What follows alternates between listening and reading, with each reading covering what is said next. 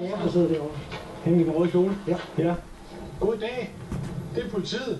Ja, det kan du nok se. Hvad laver du her? Det er frivillighed. Jeg har fødselsdag på mandag. Ja. Men siger han har ikke, du skal ikke på besøg hos ham? Kommer du ikke ham med? Fordi jeg er en modkom på dagen. Som om det ikke var udfordrende nok at håndtere en psykisk ustabil person, står betjenten også her med en kvinde, der er ulykkeligt forelsket. Hvis man skal på besøg hos nogen, så kunne det jo være en fordel, at man fortæller, at man kommer over. Jamen, det har jeg jo også skrevet til ham, han skulle ringe. Men så gør han så ikke det for.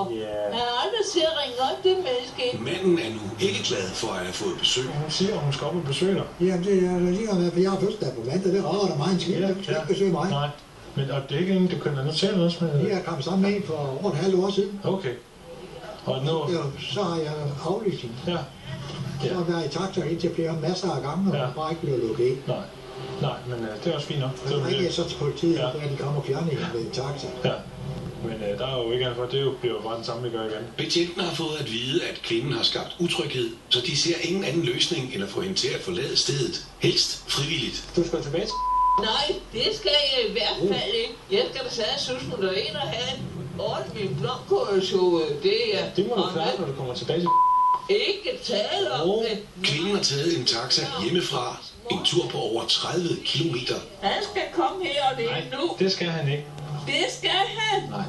Altså, trækker jeg dig sammen med dig i ørerne. Rolig. Hvis ikke du går ind og siger det til ham. Du skal ikke trække nogen som helst noget i ørerne. Hun er jo ikke decideret opfarende mod mig. Det, der ødelægger hendes situation, det er, at hun ikke kan få lov til at udleve den kærlighed over for den mand, som hun nu er kommet op for at besøge.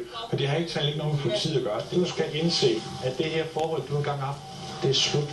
Det er ikke slut. Jo, og du skal tage til... Aldrig. Jo, det er slut. Og du skal lade være med at komme herop mere. Nej. Fordi at det bliver det ikke.